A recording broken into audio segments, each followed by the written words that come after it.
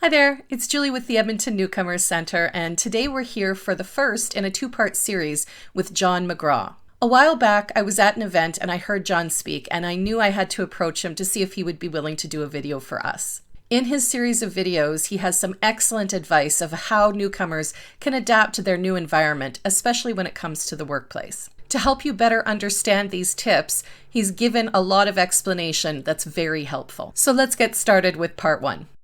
When it comes to Canadian culture and what's the right thing to do at the office or in an interview or in any given situation, there can often be a lot of information that can be really confusing. What I feel is that it's much easier to set principles, a spine, a structure for all of this different advice to be assembled around. That's why I created PEPTA. PEPTA as a way of organizing this information, different principles to follow in many different situations. Starting off with the first P, politeness, or specifically politeness as it's defined in Canada. That includes principles like active listening and avoiding interruptions.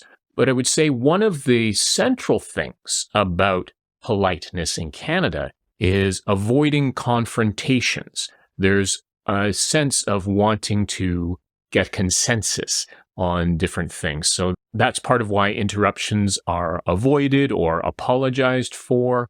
This also explains why a lot of the feedback that's given is very indirect, such as using the sandwich technique, which is a less direct way of giving feedback as compared to some other cultures. So if you're wondering why it's sometimes difficult, perhaps, to understand the feedback given to you by a Canadian colleague or supervisor, it may stem from that sense of wanting to avoid an argument, avoiding a confrontation, which again is part of Canadian politeness.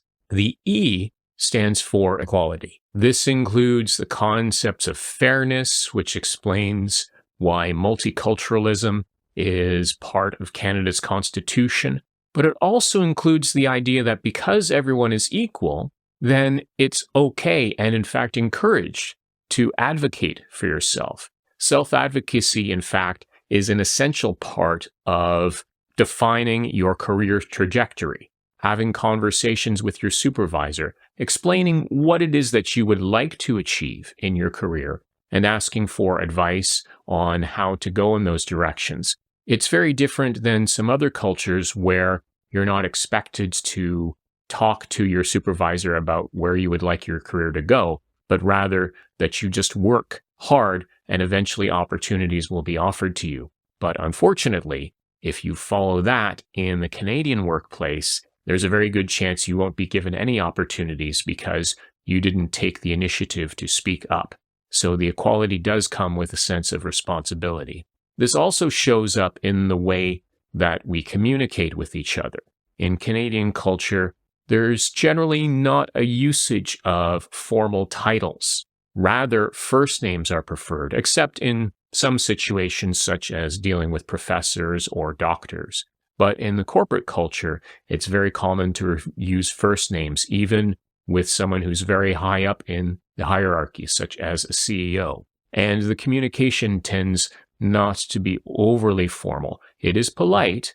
It's more polite than you might expect in a text message, but it's not as elaborate or formal as it is in some other cultures. And in fact, if you are overly formal in your communication, that can create a sense of distance, which demonstrates that this person is not really familiar with Canadian culture and how we communicate with each other. So it's good to keep that in mind, get comfortable with using first names, and if you're not sure, just follow what others are doing. Well, that's it for today. I hope you enjoyed it and found it useful. Until next time, have a great day and stay safe.